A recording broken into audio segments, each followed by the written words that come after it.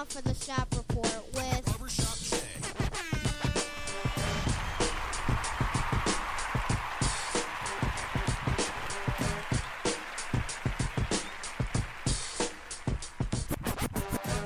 What up, sports fans? Welcome to the Shop Report. I'm Barbershop Jay. I'll be your host for the day. Here's what's happening. If you're up and around and you're out and about and you want to give us a shout, that number to call is area code 267-687-0026. Once again, that number to call is area code 267-687-0026. Joining me on the show today is none other than my cat from the NYC, a.k.a. Rucker Park, my man, Richard Stefanski, a.k.a. BKA, Brother Rich. Brother Rich, what's happening, man?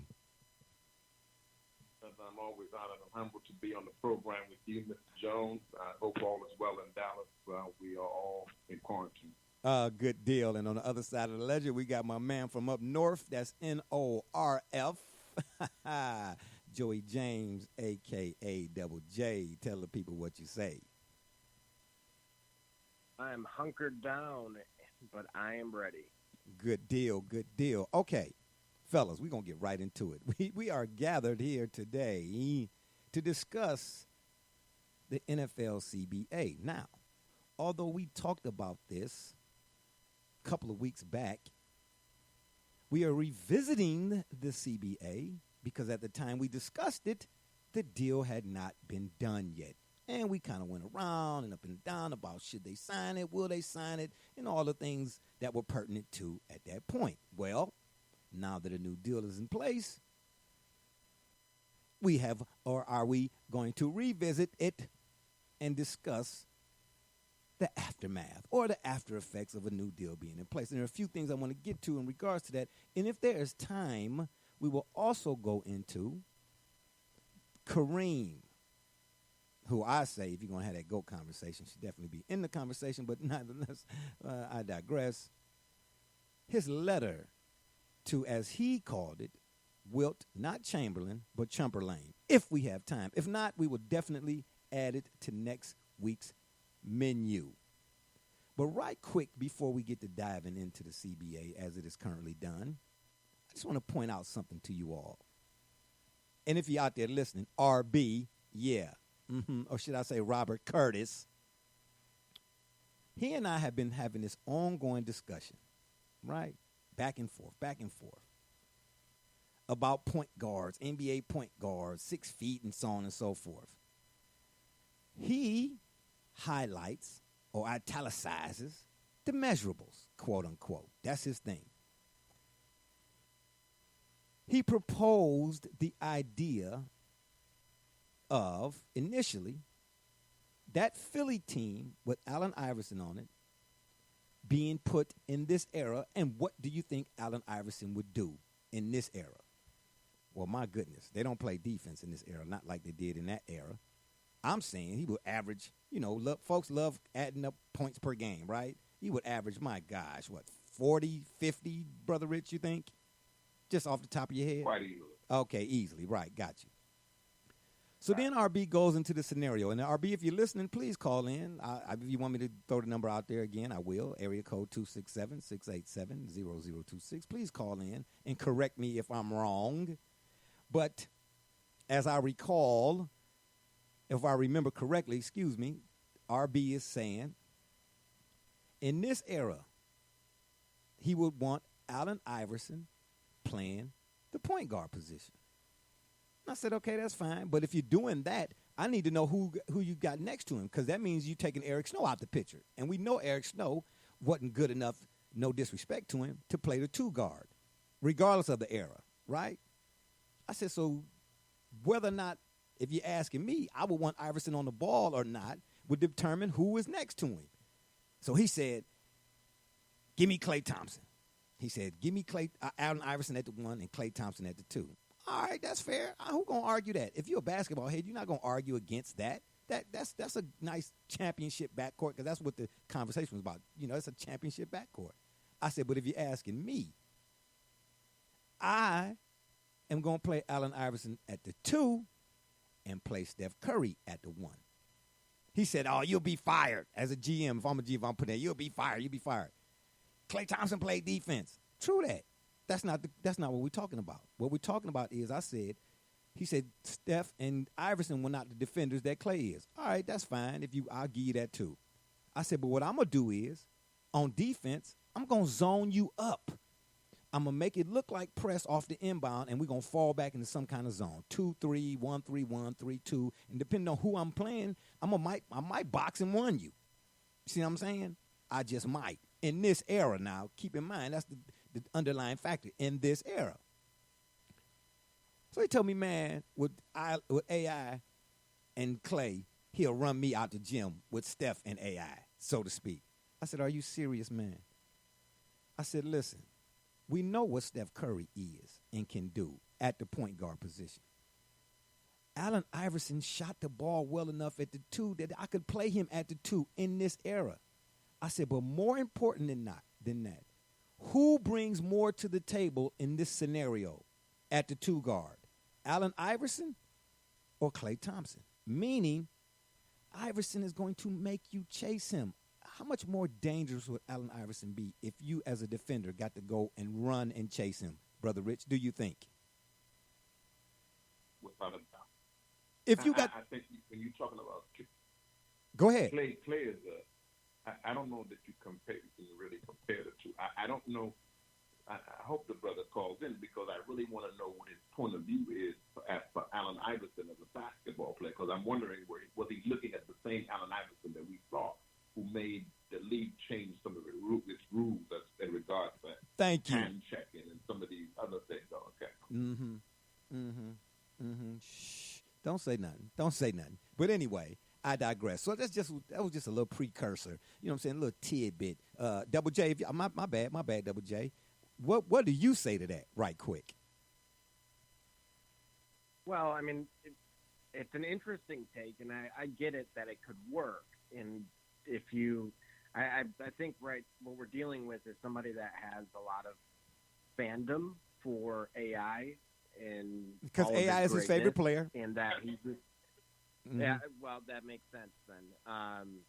But you know, if you look back to that 2001 team that went to the finals, they were really arguably one superstar away from, and I think that's the case he's trying to make here, is that not only could Iverson play in today's game, but if you were to put him alongside a current star like a Klay Thompson, that certainly if you throw Klay back into 2001 on that team, I don't think they beat the Lakers, but I think it's not 4-1. Interesting.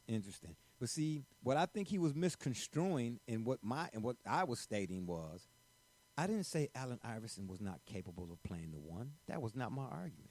I said in my scenario, you got to have somebody next to him, right? And if the person next to him in my scenario, which I picked, was Steph Curry, then I'm playing. If I got Steph Curry at my 1, I can play Iverson at my 2. Because here's the deal. We can all agree, having seen Iverson, with the ball in his hands, was extremely dangerous. Now close your eyes and think for a minute. What would Iverson be without the ball in his hands? Is there an adjective to describe what he would be?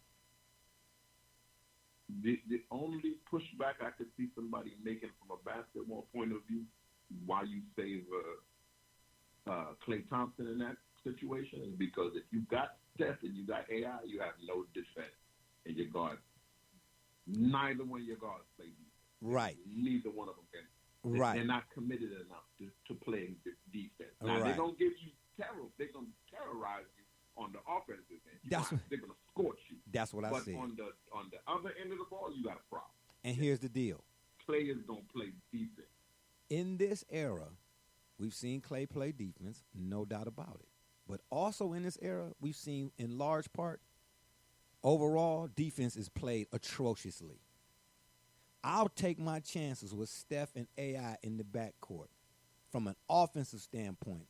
And I'll cover up their defensive deficiencies somewhat because I will zone you up.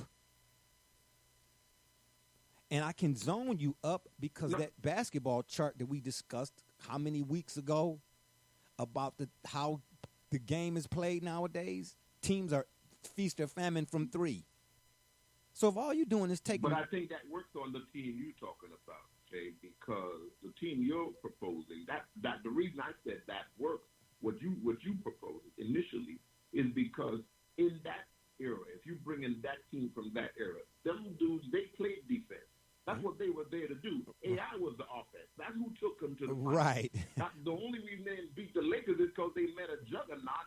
Kobe was in his right, and Shaq were in their prime. Right. That's the only. Had he played anybody else, he could have. It is all Allen Iverson that did that. We don't really know. All those other guys were complimentary players. We only needed the gentleman you just mentioned. He only needed Eric Snow to just bring the ball up court and just give it to me. Exactly. Move out the way. We know what it was with that squad. Come on. And the other guys, they were very complimentary players. Everybody played their part. Right. They played defense. Right. I just say, but again, we are here, of course, today to discuss the CBA. We got a caller here. My man Gully, D. Gully from the CO Lum Bus has decided to join us.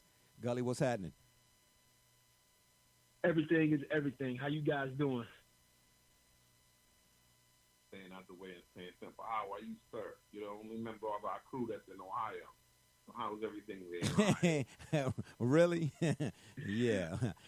Well, it's doing all well here. I'm supposed to actually link up with Barbershop. They're down at Texas Stadium here. Well, why are you trying to sound like you got a 10-gallon hat on? Well, why are you sounding like you got a 10-gallon hat on?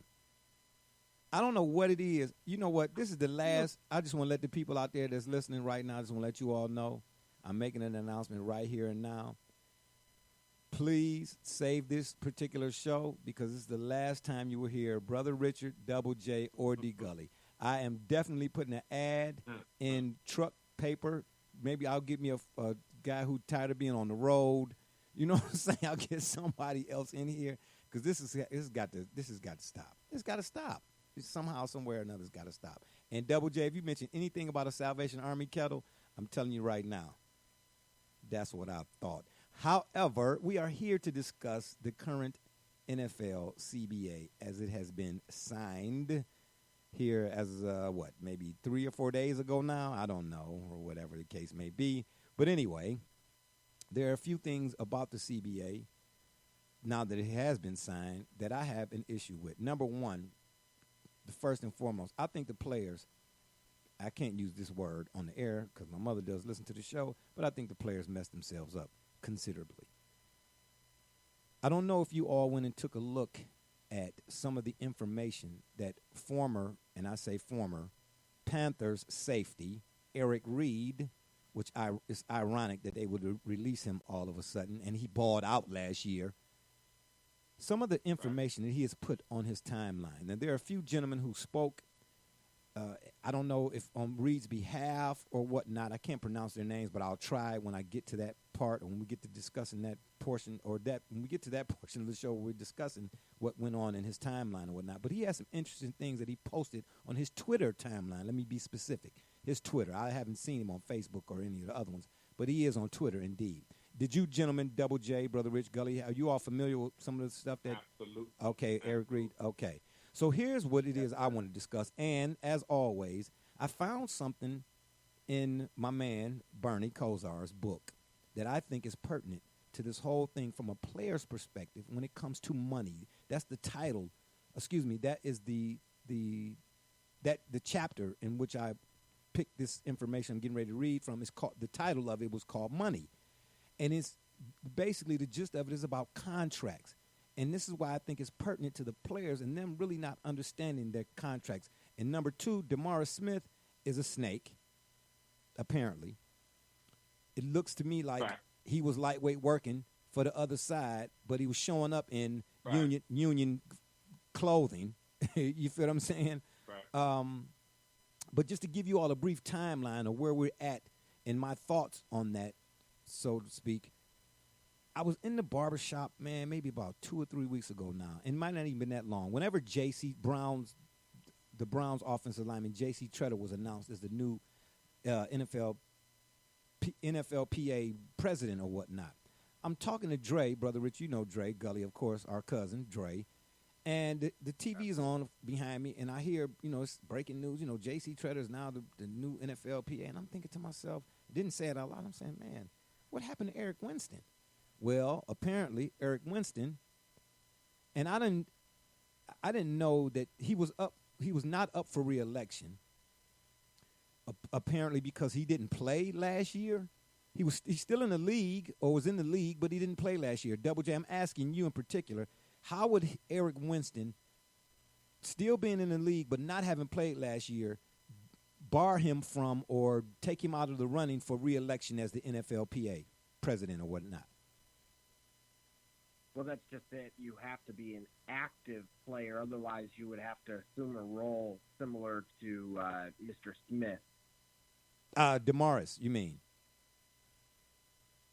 Correct. Okay, got you. Not All to right. be confused with the Dallas Smith. Okay, got you. Yeah, here we go, right, fellas?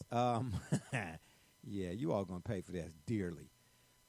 In addition to that, I said, man, Eric Winston, again, when did he step down? Because I didn't hear anything about him stepping down and whatnot. And then, like you said, Double J, I went and looked it up, but I didn't know until you just said what you said, that's why he wasn't up for re-election or whatever. Okay, fine. Russell Okung. We all know the story behind Russell Okung, right? The offensive lineman.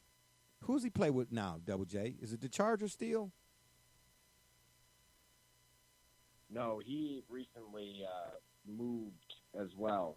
That's what I thought. I wasn't sure where because I didn't get a chance to find all of that. But anyway, Okung was in the run. I guess he was kind of supposed to be like the next man up before Tretter all of a sudden got the deal.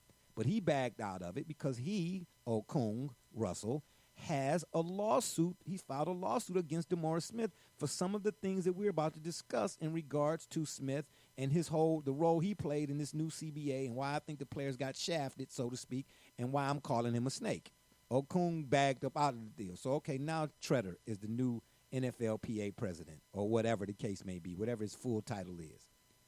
So when I see that Tretter is the new guy, I'm saying, oh, this might work really good for the players because this guy, his labor relations is his deal. That's what he was in college for, labor relations. But if you go on J.C. Tretter's timeline on Twitter and you don't have to follow the whole thing in regards to the CBA prior to it being signed. If you read it, I'm coming away with the feeling like this dude is on both sides of the fence. He's kind of neutral. But how can you be neutral and you're supposed to be for the players, right? Well, he immediately, but his thing was, after you surmise it all, so to speak, he sounded like he's all for whatever the deal that was being signed. Well, apparently, of course, the deal got done. Now, we know there's an extra game. We already discussed that. And the marijuana, there's no suspensions for marijuana, so on and so forth, yada, yada, yada, yada, yada. But why were the owners pushing for this new deal to be done? It's so that they could address the TV contracts. And we discussed that as well, right? But why? And here's the thing that Eric Reed pointed out that I didn't know. And I'm salty at the players. When the vote was cast on this new CBA, do you know that almost 500 players did not vote at all? Brother Richard, what's your thoughts on that?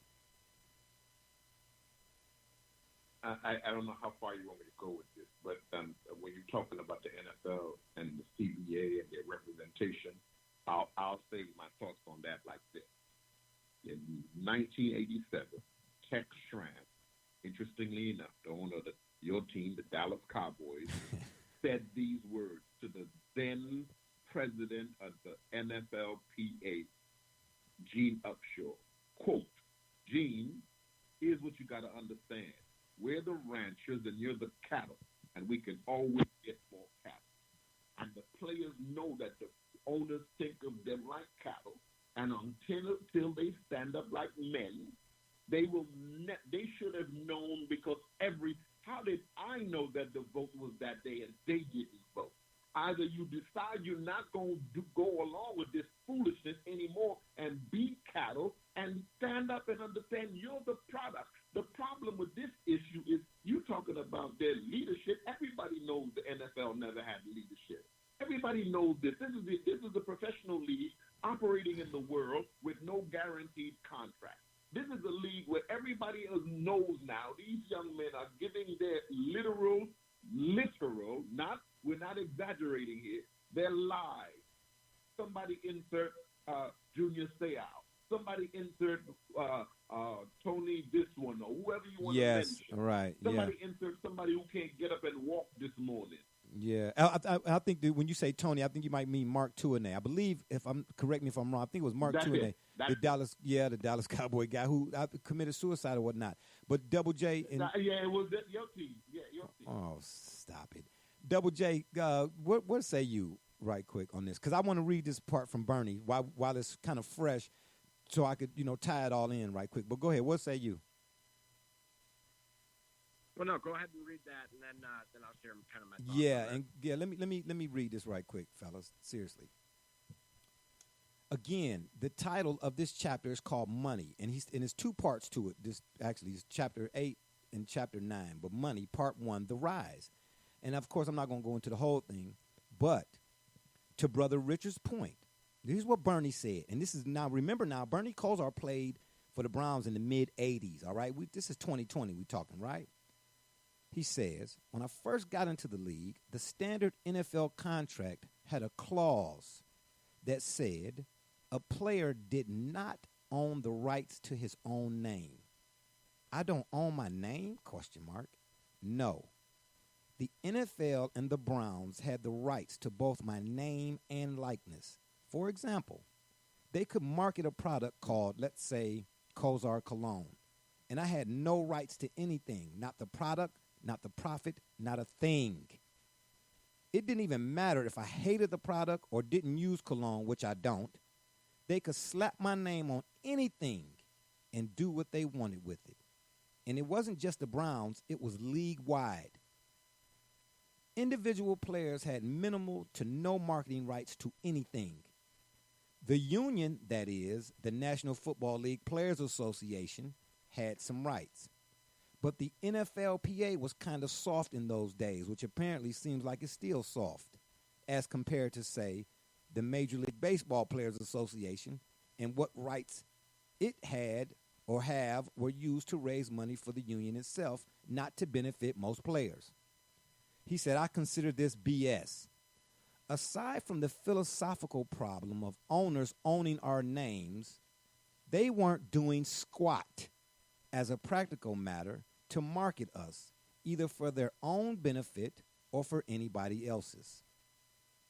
So the first time I negotiated my own contract in 1987, I drew a great big X through the whole paragraph 5 clause. And I'm sure you all can Google the paragraph 5 clause.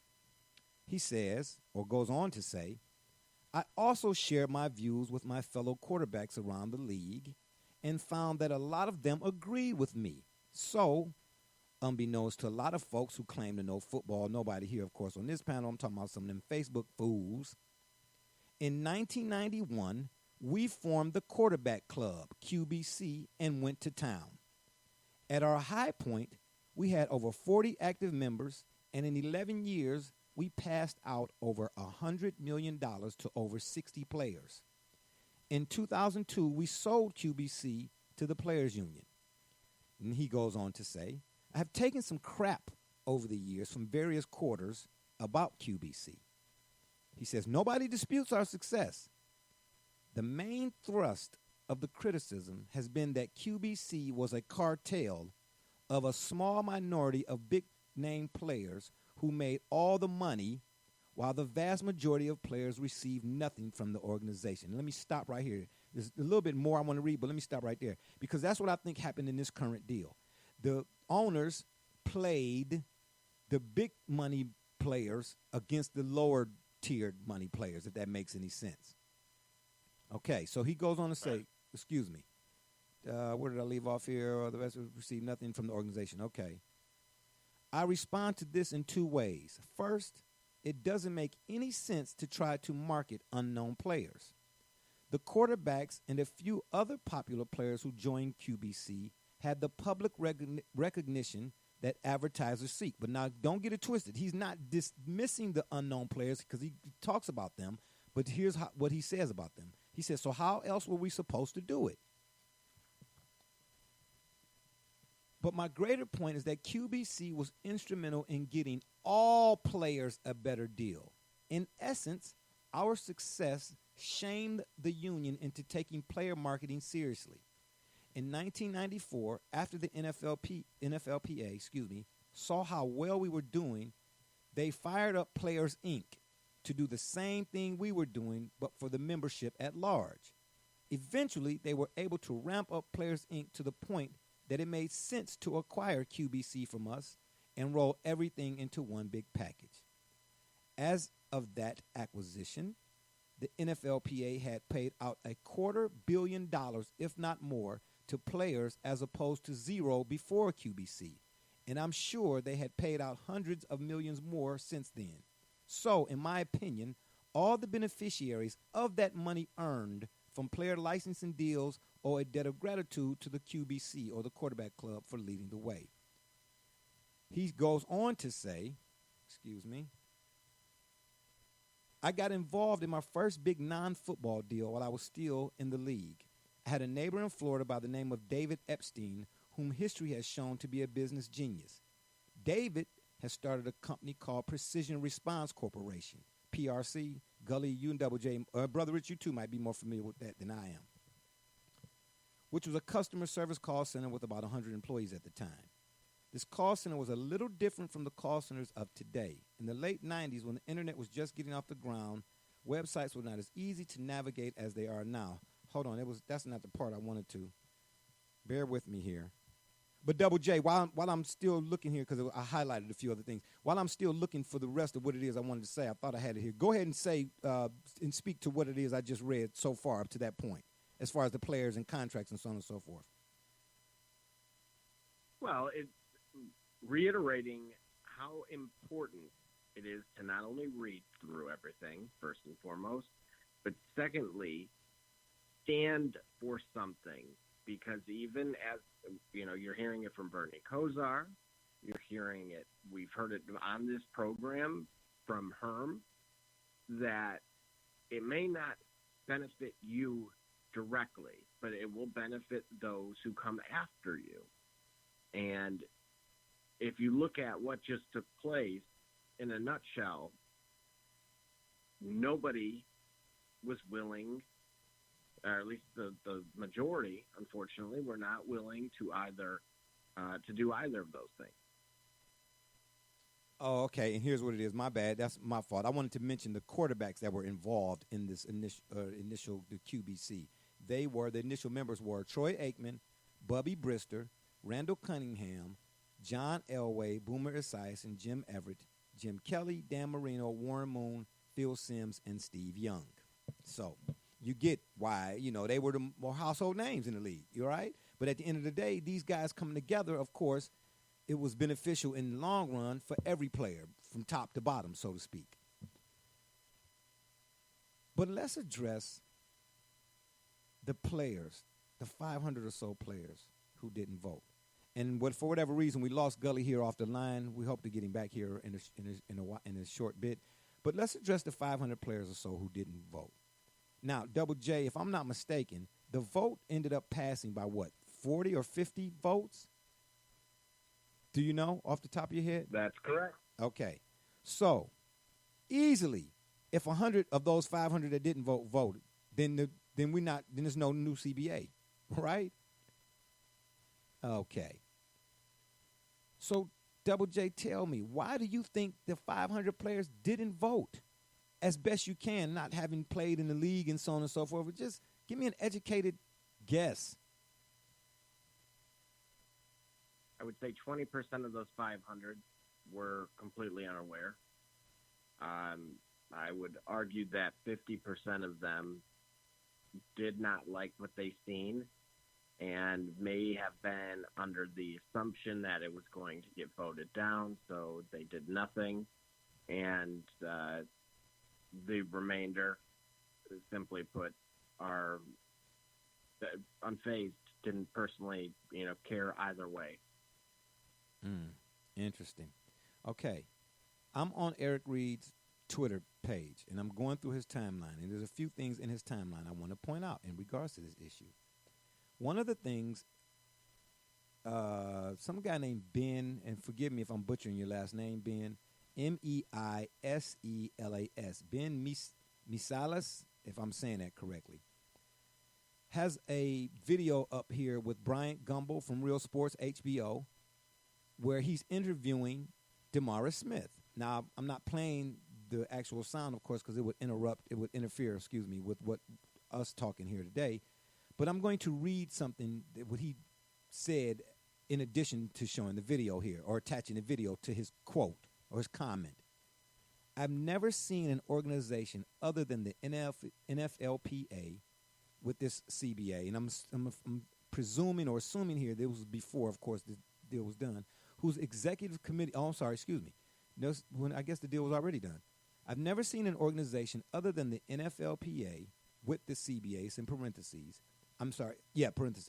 whose executive committee votes no on measure and, instead of renegotiating, rushes to vote the rejected measure before full membership. It's unfathomably negligent organizational governance brought to you by him. And when he says him, that's the video, of course, is with DeMaurice Smith in it. So, Brother Rich, let me ask you, you've been at negotiating tables. Double J, you too. So we'll come to you after we go to Brother Rich here. Who, in negotiations, Brother Rich, who in the Hayo, Hayoo, takes the first, signs off on the first deal? Doesn't that disrupt what? Smith. That's what he was hired to do. Oh. DeMaurice Smith doesn't work for the players. He works for the NFL owners. That's been a known thing since he got that job. Go back, and this is why the players have openly opposed him. The knowledgeable players have openly opposed him.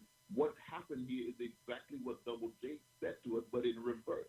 There were too many players who didn't care one way or another, because you have an illiterate, for the most part, populace, who are just happy to have enough money to have a nice car, to live in a decent house, to be able to go to the strip club. Sadly, that's part of the culture of our athletes and our entertainers, and they're not reading these contracts. Their lawyers are not telling them.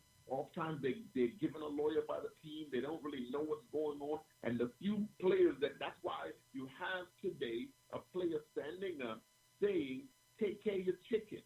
Put away some chicken. Take care of yourself. Put away some things for the why? Because these young men, these young brothers, these young players, these young athletes are just squandering millions of dollars, unfortunately. And this is why I've said to you from time to time, you can pull the tape, check the tape. I've said on this program, that we love the fact that LeBron has brought a certain element to professional sports where these players are now looking out for their interests beyond the court, beyond the football field. And that's why you had players like Richard Sherman, and that's why you had other players voicing no loudly on their platform, because they understood that it was bigger than just right now, and it was bigger than what they were, the little breadcrumbs that owners were throwing out at them. They understood that there were bigger things that you're about to show us that were at stake. Okay. Gully's back with us. We're glad you're back, Gully. But let me throw this out here, too, right quick. This same guy, Ben Misalas, if I'm saying that correctly, he says, the most infuriating part of this CBA CBA deal is prior CBA wasn't set to expire for a year. There was ample time to organize and tap into massive platforms players now have on social media to educate and pressure owners for fair deal that doesn't take from disenfranchised, disabled players. And that's the part of what Eric Reed, and let me point this out right quick about what Eric Reed did.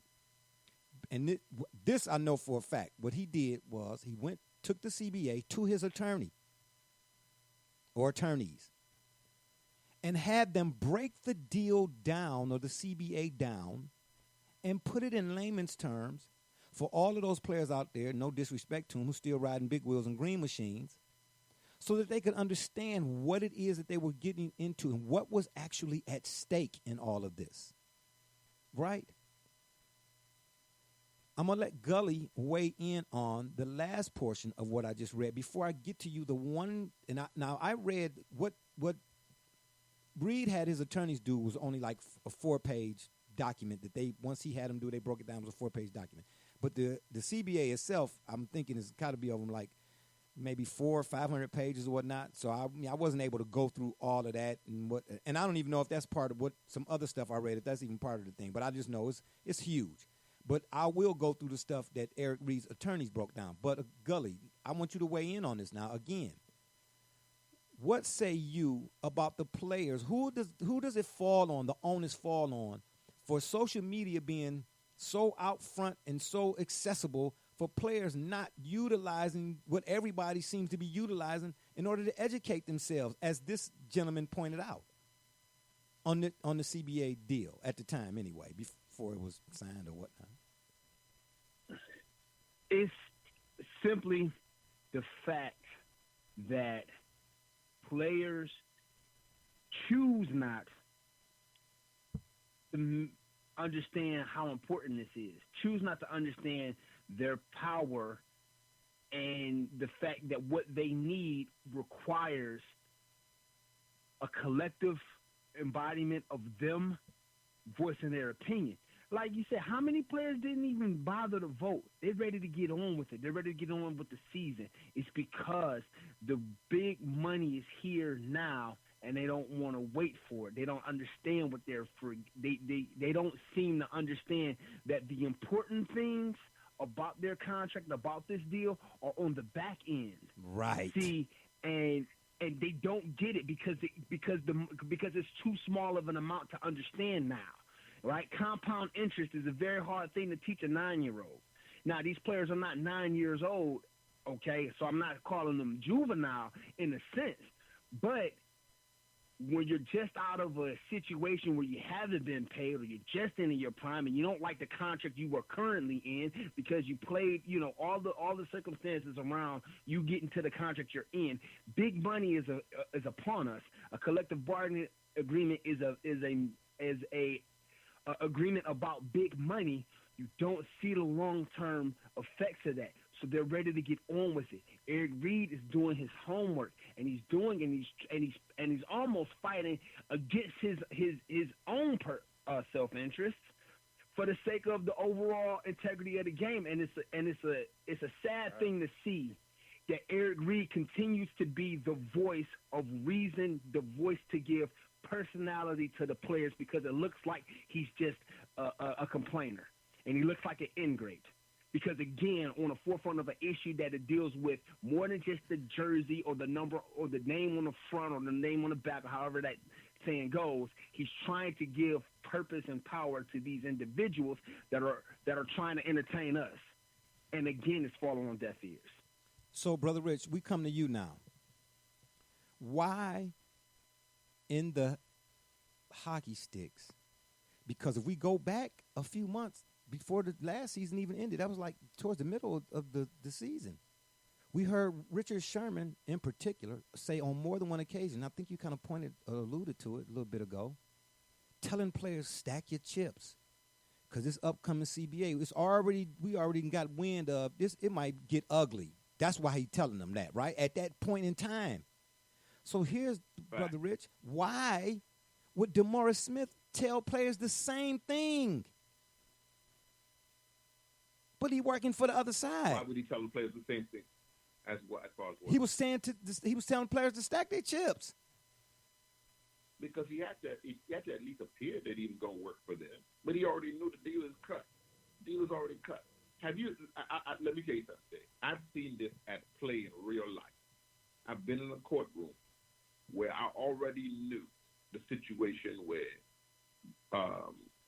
the young person we were there on behalf of, the lawyer came out and told us straight up, even before the verdict came out, anything, he said straight up, this is what's getting ready to happen here. We had to make a deal in the back to save your friend, but this is the deal. Say we had to cut a deal. And when he explained the deal and and then we think he's working for us and he's really giving us the best deal he can. And after he gets our man sentenced to do 47 years, they go in him and the judge go in the back, and the opposing lawyer go in the back, and they have a cocktail, and it's all good.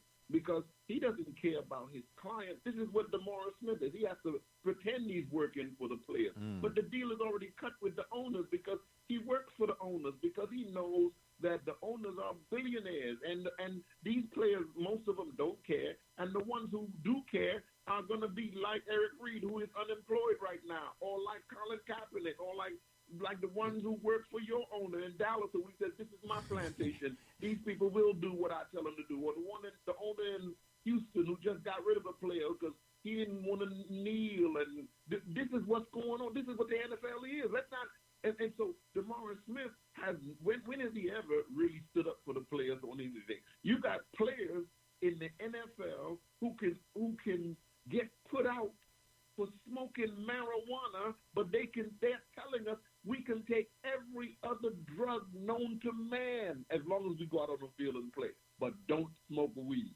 Yeah, and you know what? And then you get another house pet to go on a big channel and tell the players, I don't know what's wrong with y'all. Why won't y'all take the deal? You're not going out there and getting your body run into every weekend like a car wreck, but you want to tell these young men, and then you want to tell them, don't smoke the weed. Yeah. But they take every other drug, Yeah. abuse your body, and I don't know why y'all don't want to take the deal as owners. Mr. Kraft is good people. Mr. Jones is a good man. Jared got a boat. Yeah. Mr. So-and-so got a farm. Mr. So-and-so got a big mansion. Yeah, yeah. And you know what's interesting? You mentioned the weed part, as we said when we kind of started off.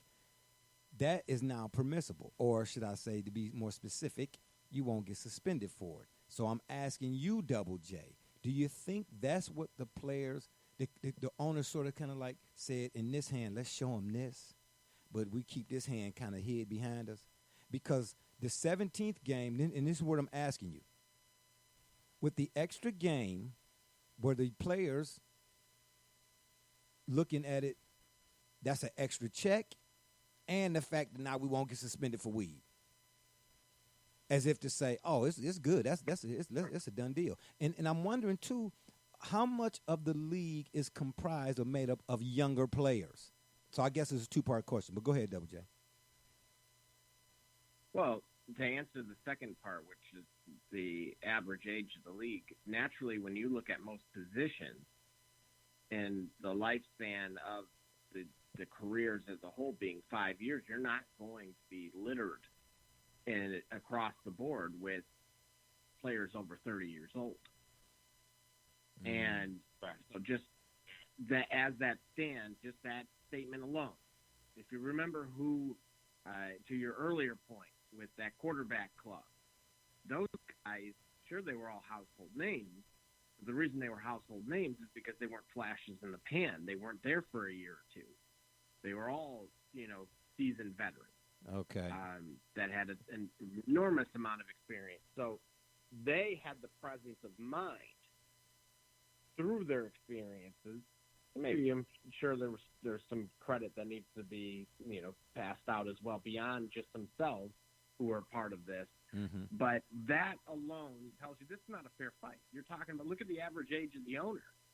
Yeah. And look at the average bank account size. This is apples to oranges.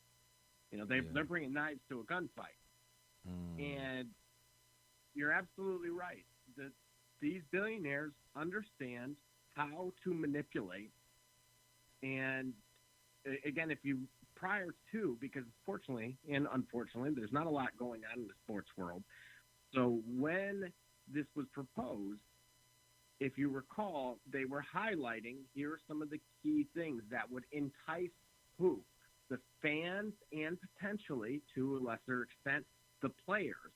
So now you have 2/3 of the group that entirety of the demographic that watches and or plays that says this is a good deal.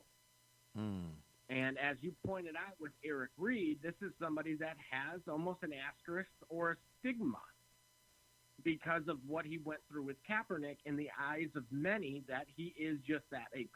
There is no pleasing him, which is absolutely asinine, but that's just a perception by some that call themselves NFL football fans. And so the voice of reason came from guys like Russell Wilson, some folks that have been in the league that know what they're talking about. What was frustrating is that the company men, if you will, the Aaron Rodgers, and even Tom Brady, who's on his way out, so he doesn't give a rat's behind, that this is a good deal. So they played puppet master to make sure that had it not gone through, this is the player's fault. To use the media like ESPN to say, well, some of the owners felt they gave away too much. Yeah, and go ahead. All of that weighs on the mind. So you imagine now you're sitting on the couch because you're quarantined, and your spouse is saying, well, honey, what should we do? Are you thinking about taking that? It sounds like a good deal, and you can smoke right now. Yeah. So there's a little coercion going on there is what you're saying. It sounds like that's where you're going there with it. Absolutely. This was manipulation and social conditioning at its finest. Gully, do you want to add anything to what he just said before I go any further? Because there's a few more things I'd like to read. Do you want to add? No, I think we've got, man. Thank you guys for basically letting us educate the public on how important this is and what a critical opportunity was missed here. Yeah, man, just keep it moving, man. We're definitely not done. We're not with this particular subject. No. I'm going to read from Chuck Modi, M-O-D-I, and I'll give you the dates, but I'm going to give you the dates on what he commented, because this is also on Eric Reed's timeline, but I'm going to give them to you backwards, okay? There's a March 13th comment that was made and a March 15th comment that was made, but I'm going to give you the March 15th comment first. And he says, Mr. Chuck Modi, the NFL CBA passes by only 60 votes. Nearly 500 players were never voted during coronavirus week. Everyone has been preoccupied, obviously, and a sports media disseminating NFL propaganda. The deal guts disability benefits for most vulnerable. Read real story here, and there's a finger pointing down. And in this, the Eric Reed spelled it all out, and this is the March 13th. Modi said that particular day, Eric Reed says NFL CBA is a disaster for all players, but especially disabled players, in a deal that guts disability benefits and reduces player safety. And then it says you can go to Deadspin, that's deadspin.com/Eric-Reed, and then read in its entirety what he said. But here's what I found after reading what Reed's lawyers came back with after he presented them, of course, with the CBA. And bear with me, I need to zoom in here. But anyway, RE, this is March 9th, 2020 of this year. And this is Garagos and Garagos, Geragos, Garagos and Garagos. We have reviewed the 456-page proposed collective bargaining agreement in detail. This proposal disproportionately empowers ownership, disproportionately enriches ownership, and disproportionately burdens the players with the risk of the 10-year proposal. At this critical time, players must demand that their health, money, data, I don't know why it says data, I can't read that word, and dignity be respected and truly valued. This is like the cover sheet, all right? This is the first page of this thing that was delivered via email. The attached fact sheet outlines key points that are fundamental to understanding before voting. The proposal adds games at the discretion of the owners, reduces player safety benefits, guts disability benefits, and reduces civil rights, while giving greater than the majority of revenue and benefit to the owners. It is our view that players should vote no to the proposal. Player safety is worth more. Voting is only open through March 12, 2020. Sincerely, whoever the attorneys are. Now, I'm reading this from the computer, but there's other portions of it I want to read, and I'm going to pull up on my phone because I can see them better. For whatever reason, I thought I was going to be able to highlight this, but apparently not. But anyway, Brother Rich, after reading just that right there, what are your thoughts? Well, again, here's a CBA that got money from the people who are most in need from having given themselves in the sport that the owners profess to care about. The players who played in the past who are now suffering today, the retired players, I read some of that stuff on his timeline, and I read the their wives and their relatives, and some of them who have been left over, the retired player from this one, the retired spouse of so-and-so, and all of their maladies that they're suffering. I mean, this is criminality. But the billionaire owners get away with this because, for the most part, the sheeple are too ignorant to read what's going on, and only some. Look at this. You make something that could be reduced, and we know who Mark Garagos is because he once worked for Michael Jackson, so he's been a great lawyer around a long time. He's credible. So they take a contract that is large and reduces it in language that the layman can understand, because we know the football players. We can't understand these contracts that they give us that are 50 pages long, 100 pages long, 200 pages long. They know, they're well aware we can't read that. But the players have the kind of resources like Eric Reed, fortunately, to take it to a lawyer and find out what is this really saying here. And his lawyer comes back and says, look, if you all sign this is what you all are saying about the players who are injured, and them guys are saying, right, look, if we play a 17 game right now, we're getting more money, we can smoke weed, we ain't got to have as hard practices, we got that. I'm trying to go for right now. I got a house note, I got this Bentley payment that I'm leasing, I got 2 girlfriends, I got correct. Yeah, okay. Yeah. I done pulled the rest of this up on my phone. And here's what Reed said, and this was also March 15th. For those wanting facts, because that seems to be what everybody's using now, even though a lot of them ain't spitting facts, why this CBA deal was a disaster, read this memo from my lawyers. And, of course, I just read a portion here. Remember, we were sent the email to vote on the new CBA proposal on March 5th. I posted the memo on March 9th. 2 hours later, at NFLPA sent comparison of this CBA to last CBA to members for the first time. And let me read to you just something here. Bear with me, where there are a few things, in the framework of the deal, it's 1, 2, 3, so on and so forth.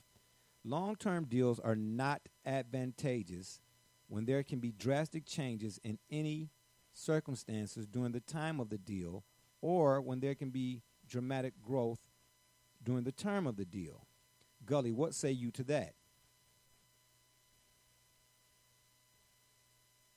You there? Bear with me, y'all. I hope I didn't lose this dude. Gully, you still there? Oh, apparently. Yes, I am. Okay, come on. I need you. All right. Come on. Did you hear what I asked? Yes. Oh yeah, I did. Right. Anytime they want to rush a deal, think about it.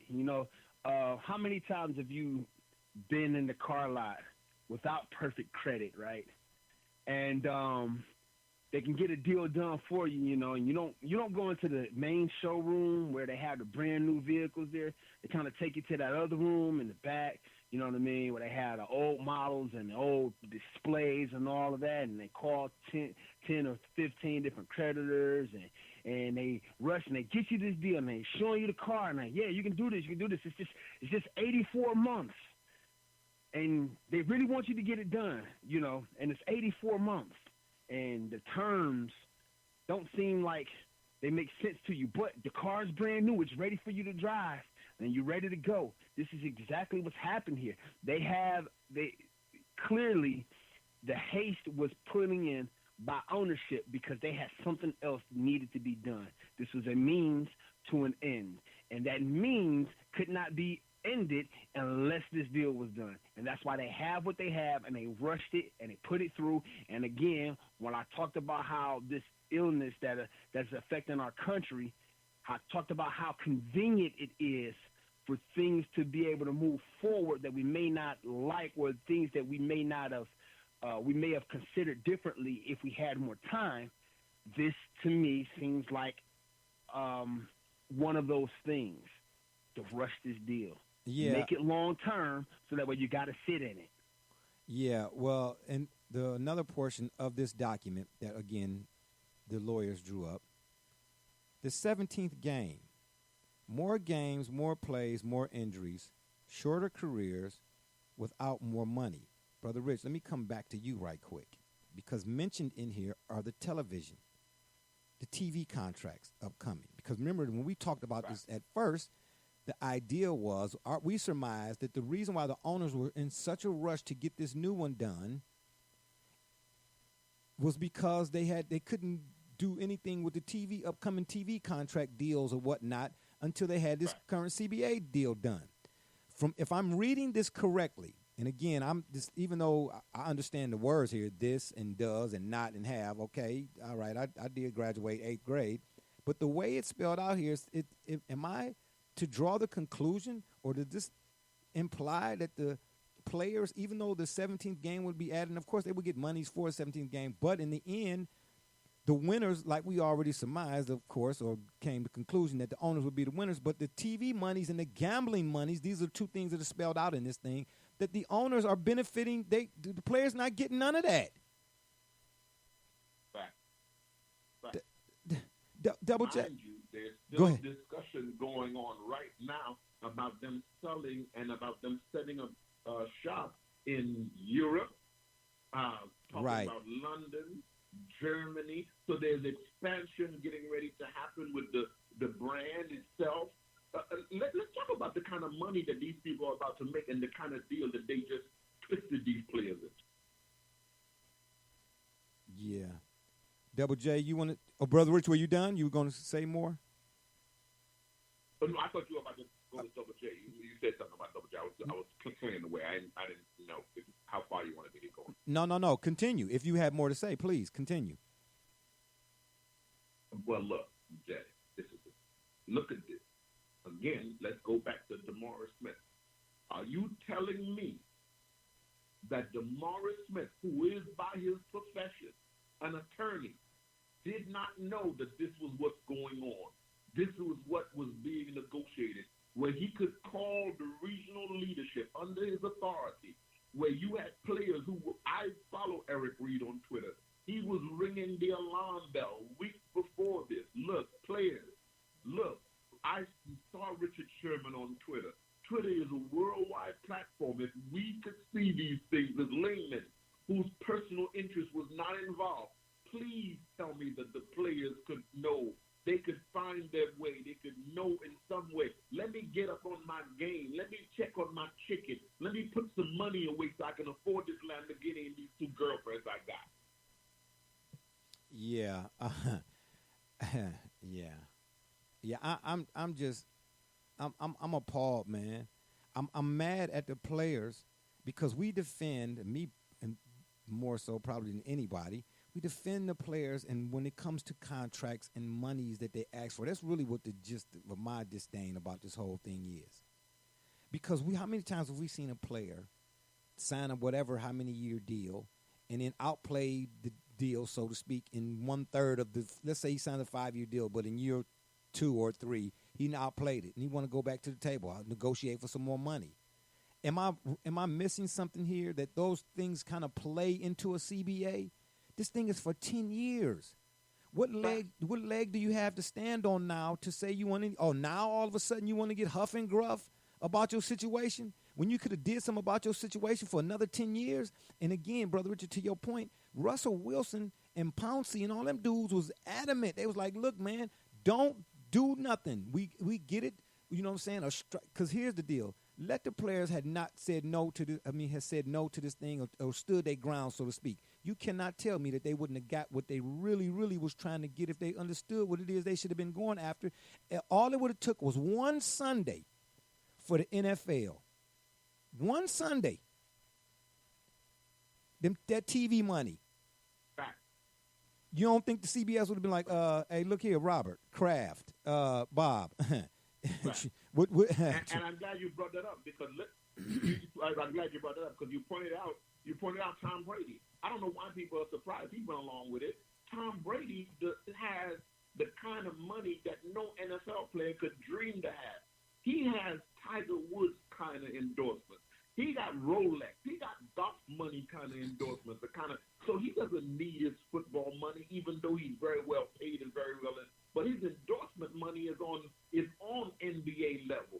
So of course they're working with the upper management because if they go against these billionaires, they have the power to crush him in terms of his endorsement money. And he's at the end of his career, getting ready to set up his second part of his career, and so he needs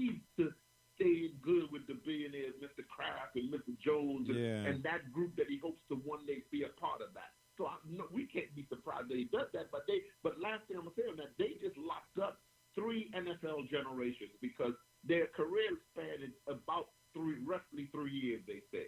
So if you got a CBA that's 10 years long, you got the players that are coming out in this draft that are under that. Then you got 3 more, literally more drafts. You got 10 more years and 3 more generations of players. That means players come in, they cycle out 3 years, enough, but they all under this generation. What these gentlemen agreed on that will, whether they agree and understand or not, will affect them in just a few years when they're the retired players and they're hurting and there's no money in the pot to deal with their CTE and their arthritis and all the things they're going to deal with. Yeah, according to this document, the average NFL career at all positions is 2.5 seasons. 3 years for a quarterback, 3.5 years for offensive lineman. And Right. what does it say? They say that average ownership affiliation is approximately 18.2 years. I mean, do you want to talk about disparity? Do we even need to talk about disparity? That's some bull crap, man. That's some bull crap. And in the proposal before the thing went down, this is what Eric Reed's attorneys then broke down for players to take a look at. Okay, the players only getting 48%. Even though we kind of talked about that the first time we addressed this, but still 48%. If I'm the product, then we got to go half. The players, the initial thing was the players were like, look, man, give us 50-50. You understand what I'm saying? But then going back to what the Pounceys and Russell Wilsons and all of these dudes were saying, look, man, slow down, young fella. Slow down. We got you. Don't worry about the ends or not getting the monies and so on and so forth right now. Slow down. What we have nothing else. My thing is this. This is the thing one thing that sticks in my craw about the whole thing. The owners come at you with a proposal or whatever the case may be. We got a year left on the current CBA. So we're a year to the good. It was no need to rush to sign this. We control. See, the players don't realize, they don't understand, man. And then I'm trying to figure out how J.C. Treader didn't convey this to them dudes. If not DeMaurice Smith, then the dudes who play in the league, how you not conveying this to J.C. Treader ain't Tom Brady. He ain't getting Tom Brady kind of money. How you ain't conveying, you're an NFLP, how you not conveying this to the players? Like, look, we don't need to sign this right now. We really got the upper hand. We already got a deal in place. We got a year left on that. But nobody signs off on the first go-around. That's the reason why it's called negotiations. Here's what we'll do, fellas. I tell you what we'll do. Y'all worried about the ends? Just let's hold off on what the owners is talking about for now. We'll all get together. And because of the virus, Corona-19 that we dealing with right now, everybody ain't got to be in the same room. We could do, technology allows us now. We're using the technology now that they could use. We could have a teleconference. We get everybody involved, and then y'all tell us, here, everybody get a pen and a pad or email. Email me, player A, player B, player C. Email us what you want. And then we'll go to the owners with that. You see, at least let's come back with a counter or something. For y'all to sign off on the first thing smoking. Do you hear yourself what you're saying?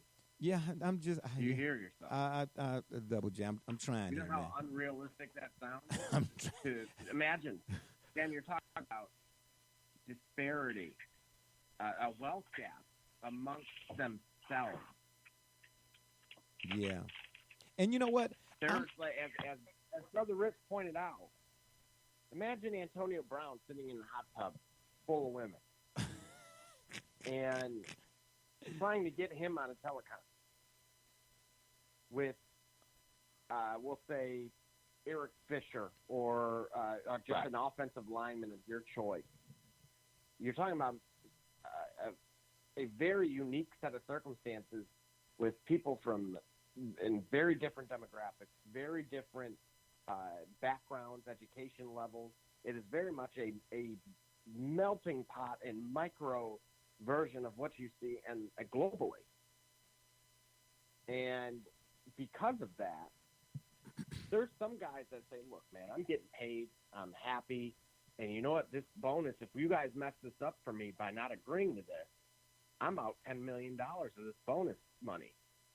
You know, potentially that could have been the voice of Todd Gurley, who would later get cut and be out of that $10 million regardless. But there's no real communication. You got 5 guys that are really just the figureheads of the NFLPA from the actual players themselves, that unfortunately, as you stated and as we identified with the turnover, if it were me, who has that rule in place, I would immediately change that. And I would say, get some old heads in here. Get some guys that have been around, seen the nonsense that's taken place, and let them make the decisions for us. On top of that, why is Mr. Smith remaining in his role if there's such this disdain that has been in existence for over a decade? Yeah, I was going to ask you that too. New faces. He has not, soured by the time they figure out that he's crooked, it's too late. And I've personally, I'm just kind of mystified, because if anybody was going to be in charge of signing my checks, I want to make sure, for darn sure, that they truly have my best interest in mind. Yeah, and Double J, that is the part, and Gully, I'll let you weigh in here a second, but that is the part that is bothering me. Here's why I'm saying that. As an NFL player, theoretically, or roughly, you started playing football when you were 6, 7? Do you understand? Even if you're 25, you know how many years of football that is? Now, I know it's not the level, of course, the Pee Wee versus the NFL, but still, you're still smashing into people even as a little dude. You know what I mean? We had my dude Jew on the show Tuesday before last. He talking about in high school how you got hurt and, and so on and so forth. Okay, so you get injuries early on. Now, they don't of course, don't have the same impact, again, as they do when you're at the NFL level, but still, you've been playing football for how long? So as a player, this is not like a general election, fellas. This directly affected you as a player. And 500 of y'all don't vote? And I ain't even got to the part that I've really been wanting to get to in all of this. But 500 of y'all don't vote, man. This directly affected you. If nothing else, when Russ and them was saying, chill out, chill out, chill out, at least read it, man. But again, that's why I asked, how much of the league is young? Okay? But even as a young dude. How about the Fed? Go ahead. How about the Fed barbershop? You said Russell, Wilson, Thompson, right? We're not talking about leaders, excellent players in their position, established veterans on the field, but guys who have probably has player-friendly NFL contract as anybody. They're telling you to wait, and no one listens. That, to me, is almost disrespectful. Indeed. Indeed. And you know what? I'm glad you used that term, or word in this case, disrespectful. You I don't see in no way in the world intentionally I'm going to disrespect myself. That's exactly what you did. You disrespected yourself by doing what? Not reading. Not reading. Because here's the portion of it that I've been really, really wanting to get to. Okay? Again, matter of fact, Ben, let me not butcher this man's last name again. Meiselas. Misalis. Okay. He's an attorney. I didn't know he was an attorney. And he works with Garagos and them, right? So he helped put together this 4-page document. And that's the thing. That's how you know the attorneys, some of them, they out there. Some of them are good. They pretty slick. They took a 456-page document and broke it down into 4 pages. Now, if that ain't in layman's terms, I don't know what's layman's terms. And I'm sitting here, we reading it, right? But check this out. Player, and this is in the CBA now, okay? Player becoming permanently disabled during on-the-field activity, which was established in the 2011 CBA League. Excuse me, hold on. Oh, yes. Okay. Permanently disabled during on-the-field activity, and in 2011, the monies for a player being permanently disabled on the field. And when I read this part, you know what came to mind was Ryan Shazier. because if I'm not mistaken, Double J, was Ryan Shazier when he got hurt, was he still on his rookie deal? Yes. I don't believe it. Yes. Yeah, it should have been his rookie, right at the tail end. Okay, so Yes. Right. Okay, so he's on his rookie deal, right? Here's what players, based on the last CBA with the 1 year left, of course, on the current, or not. When I say current now, they didn't already sign the new one, but the one before they signed the new one, they had a year left, of course. A player who became permanently disabled, right, during on-the-field activity, those words are in the CBA, would get or receive $250,000 a year. With this current deal you recently signed, can anybody guess what players will get now? I wouldn't be surprised if you said nothing. Now that will be reduced to $48,000. What? And you play the like I most said, violent game of all the main sports. They should be disgusted with themselves. And you know what? Someone's going to learn the hard way. That's what they locked you up for for 10 $48,000. years. I'm sitting here reading it. What a disgrace. Listen, when I read that part of this 4-page document, background noise, thank you very much. When I read that part of this 4-page document, man, my teeth fell out. And I didn't even care to pick them up. I just went and bought a new one from Walgreens. I could not believe it. Are you serious? If it had been reduced to $100,000, that would have been shameful in itself. But functionally, it would be enough, because you're talking about a life-altering injury where you can't listen, $48,000.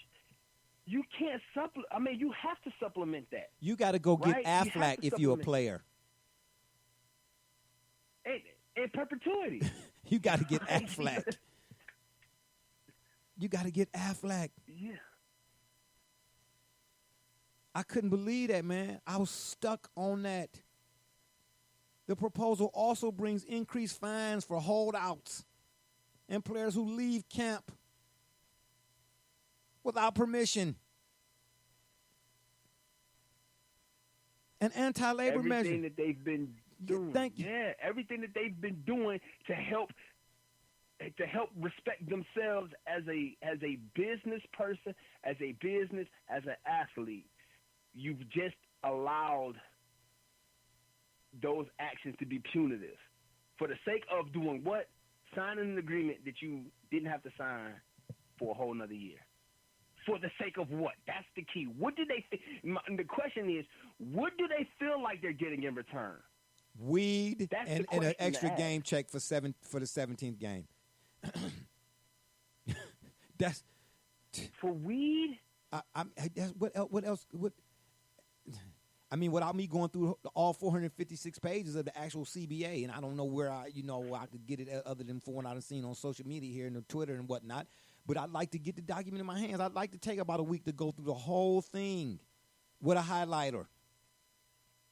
I don't understand how you do that to yourself. If you know that your occupation and the hazards that go along with, like Brother Richard pointed out, are like the folks at Nissan who want to test to see for car safety issues, so they crash up new cars. And we all seen the commercials when they do that.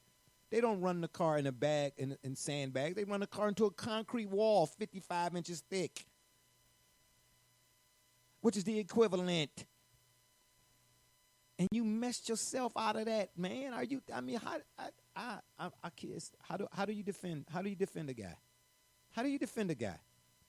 Going forward, Brother Rich, how do we defend the NFL player? Well, I've never defended NFL players, and you know that I've been on record with you in private and professional conversations where I've told you that this was the hardest league for me to embrace in terms of a sports league, because what those gentlemen do on any given Sunday, as they refer to, certainly you respect the talent, the God gifts that they put on display for us every week, but you cannot refrain from observing that it takes a certain mentality to do that. And so a player that can do that is not the brightest bulb in the shop. And so that when you understand that here's this guy who is coming up from nothing, who is told that this is what you have as your way out, and he's playing this most violent sport, which he then has to accept this is legal violence. You have football players saying it all the time. This is legal violence. I've spoken to professional football players, said this to them to their face, and they know, they will tell you in private that they know their sport is professional slavery. They know they are modern-day gladiators thrown to the wolves for the entertainment of the crowd. They know this. But because they can have two girlfriends and pay a Maserati note and be in a hot tub and go to a club and throw up $25,000 and $1 bills at the strip club and feel like I'm living a professional life and I'm going to do this for as long as this lasts, and here's what happened. Here's the kicker. What happens to everybody in that scenario? We all think that scenario you describing, it will not happen to me. That happened to somebody else, but I'm good at what I do. That won't be me, so I'm going to play for my contract. I'm going to get my money, so I'm not going to read the fine print. How many people ever read the fine print in any contract? You rent a car, you didn't read the fine print, Mr. Barbershop Jay, that if you ran out of gas in Dallas, too far from Mr. Jones' house, we were not promising to come pick you up. Read the fine print. You just won't quit, will you? You just won't quit. You just won't quit, will you? Here, I thought we was having a serious conversation. You know what I'm saying? And you just, what? What is it, man? You know what I'm saying? What, your socks too tight or what? What's going on here? But I get it. Yes, it's unbelievable. It's hard for me to defend the players again at this point. It really, it truly is. I am appalled that these guys didn't have enough wherewithal, at least, to just read. If not, you didn't have to read all 456 pages. Read the 4-page thing that the attorneys put out. I just did it. We did it in less than an hour. And again, kudos or credit to these particular attorneys who took such a large document and condensed it to where, okay, we took a calculus problem and basically broke it down. 3 + 5 = 8. But to the players, it was 17. You got to be kidding me. And let me read these two other things from Mr. Masilas, if I'm again saying that correctly. He said, but this is not a failure of players. It's a failure of NFLPA to inform the players what's at stake. Sort of to your point, Double J, when you and I and Brother Rich were in the text thread. I think that's what you were alluding to. The players what's at stake and why they should care. When you negotiate from a place of weakness with a losing, defeatist spirit from the outset, it doesn't exactly inspire confidence that showing up matters. And this is for the players. And what he's saying that in response to or in regards to Doug Middleton on the same day, March 15th, what time, it doesn't say here. The NFLPA will and has paid for every NFL player to show up to the rep meeting for free. All expense paid, yet we only have around 300-plus players come. And even in a year where the CBA was up for discussion, only a small percentage showed up to Miami. So, of course, that's where so many only players showed up. I don't get that either. Well, I mean, I guess the corona thing, kind of had folks, wondering if, and I get it. That's why I was saying earlier, they could have did a teleconference or whatnot. So Mr. Masilas is saying, it's not the failure of the players. It's a failure of the NFLPA. Do you agree with that? It's not a failure of the players, but DeMaurice Smith. But to your point, though, Brother Rich, if some of the players understood, apparently Russell Okung does. I don't agree with that. Yeah. I don't agree with that. Okay. I don't agree with that for the same reason you said to us when you started the subject, Jay. You said that they were told by DeMaurice Smith himself, you save your money. It's going to be rough. Yeah. Richard Sherman said it. Players were saying it last season. Well, look, it's going to be right. rough. Save your money this offseason. They were being told this. Yeah. It's just unfortunate, man. I don't even really know, and I'm never really at a loss for words, but I am sort of kind of on this one. I mean, who don't love the sport, who don't want to see football come back, you know what I mean? But again, we think about the players over the years, background, whoever's eating potato chips, hello, help me out here. At least if you're gonna bring some chips, don't bring. Let us all have, some of them Snyders from Berlin. You know what I mean? The garlic and onions or whatever they are now. I don't get it, man. I don't understand it. I don't understand. There's no way in the world, man. That whole part. None of us do. Yeah, that whole part, man, about the disability. Because again, we've seen the players over the years. I don't know how old some of our listeners may be, but I'm old enough to remember when Darryl Stingley, was it Darryl Stingley for the Patriots, the wide receiver, the Jack Tatum paralyzed? Yes. Yes. Okay. I've seen the story. I don't know if anybody else here has, but you don't have to be old enough to watch TV because they showing the way technology is now. They going back however long they can go back. If it can be shown on TV, they will. But the story about Earl Campbell and Jerome Bettis, I don't know if it wasn't a 30 for 30. It was a documentary of some sort where they showed the guys at home, away from the playing field. And, after the fact, they didn't retired and so on and so forth. Man, Earl Campbell dealt with a pinched nerve in his back, for years. He was going through pain pills like some people eat Skittles. Jerome Bettis, they showed him trying to walk down a flight of stairs, man, in his house. And when I say the stairs in his house, they were not like the stairs that you might find at a hospital when you're going up and don't want to take the elevator. You get what I mean? 3, 4, 5 flights, floors, or whatever. It was like 4 or 5 stairs, man. It took him forever to walk down the stairs. That's why I'm surprised. When I see him doing the commercials, I'm like, man, well, maybe he juiced him up or something. I don't know. But he could not it was painful to watch. That's because that's after you probably saw him doing a commercial after hip replacement and knee replacement. Okay. Ankle replacement. Okay. Got you. So here it is. This is the one time. I just think that if no other time in the history of the NFL, in my lifetime anyway, and we've been having discussions about collective bargaining agreements and negotiations and so on and so forth. Of course, the owners are going to always make more. They're the owners for a reason. We get it, right? But this is the one time, if no other time, in the history of the NFL, in the history of negotiation or NFL negotiations, you as the player had a chance to right some of the wrongs throughout the years, to get better for you down, as Gully pointed out, in the long run or down the road. And you basically handed these dudes, here, like Brother Rich said, here, let me have my 2 girlfriends and get me a burner and I'm good. Really? Seriously? $250,000 to $48,000, and it spells out the wording is exact. That it's not what they really meant was no. It said if you get hurt on the football field. It didn't say if you get hurt going to your car and you slip in. If you get hurt in an occupation where being hurt is at any given moment.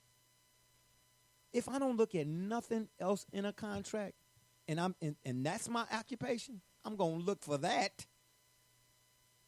If Russell Wilson is telling me as a player, hey man, don't sign nothing, I'll be like, all right, Russ, you got your money, because I'm sure that's what some of the players were saying. You got yours, Russ. I'm trying to get paid now. Okay, fine. Talk to me about the injury factor and the compensation conducive to. If nothing else, in this country, for the layman guy, for the everyday guy, what's the one thing that I don't care if you're paying child support, if you ain't paying child, what's the one commonality that makes us all on the same playing field? Health insurance. You know what I'm saying? If you ain't got it, what? You got to have health insurance. Go to the doctor without health insurance. You see what I'm saying? If I don't want to look at nothing else in that document, I want to know about that, because it is if nothing else pertain to me, literally pertain to me and my well-being or my whatever it is, add whatever you want to add to that. It's the health factor. How are y'all going to compensate me? God forbid, no disrespect to the man. Loved him as a player, hard-nosed, hate Ohio State, but loved him while he played. He was a ball player. What compensation will I receive if I get Shaziered? We all remember that play. It was an instant. And look where he at now. And you, the current player, gonna throw that away? You gonna give that back to the owners? You stupid. Stupid. It's just downright stupid. I can't defend you no more. I can't defend you no more. I can defend the sport and the occupational hazards. Okay? But I can't defend you. You had a chance. This was your moment. This was your moment. Because and then I'll ask you all this and then we'll get out of here.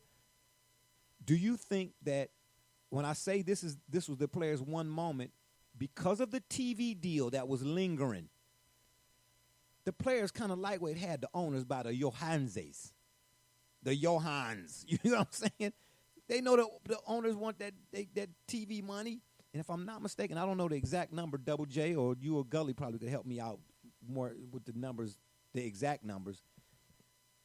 But every NFL team gets how much, theoretically, of the contract, the new TV contract money per team? Is it $1.5 million or something like that, or $1.25 million or something or another? Am I in the ballpark? Double J? No, you're not even close. Here's the thing: it's a total of $39.6 billion that gets paid between the 2014 and 2022 season. Oh. Those dummies. That's what I'm saying. There's no defending them anymore. And you know what? Some of them can sit in their mansions, but guess what? They better hope they don't roll an ankle hard enough. Because as you pointed out, you're not going to have a leg to stand on. Unbelievable. Would you repeat that number, please? Here's the thing. What do we look at when you and I, the common man, so to speak, when you go and review an offer letter from someone, you look at things like life insurance. Thank you. And disability. And because you know what? If something were to happen, am I taken care of? Right. That's how you're not. That's what I'm saying. How you're not thinking like that, and the guy who works at Subway is thinking like that. The guy who works in the foundry is thinking like that. And that's where I will go into agreement that it does fall on the shoulders of their quote-unquote leadership. If somebody is telling you from the top that this is a bad deal, and again, these guys all have egos. They don't want to listen to their fellow athletes. Mm-hmm. They want to or listen peers, to yeah, themselves or their confidant. Well, I came from nothing, so that means, I'm just happy to have this check and what I got. Okay, cool, bro. But guess what? Your thoughts and prayers are not going to cover your behind in that rent that you're going to have or that mortgage payment for that same place if you get your knee blown out from a corner who says you ain't getting by me. Yeah. Yeah, well, guess what? At the end of the day, guess how long this current deal that you all signed that you didn't give much thought to, guess how long it's for? 10 years, buddy. 10 years you got to deal with this. Good luck with that. Good stuff, fellas. And on that note, it's been fun, but we got to run. We appreciate y'all for listening. Don't forget to check us out right here on the Spreaker.com network. Go to Spreaker, of course. Hit that search box and you type in the Shot Report. Oh, and while you're there, give a subscription or a prescription with the Corona-19 jumping off, please. Or you can check us out on Facebook, Twitter, wherever you listen to your favorite podcast, and give us a follow. And, of course, don't forget to subscribe or prescribe to our YouTube channel as well. And if you need, drop us a line, your comments, suggestions, via email to shotreport365@gmail.com. And if that don't work, Google it. For my mans B Rich, Double J, D Gully from the CLM Bus, and all those who follow us and support us as well, we say thank you. Barbershop J.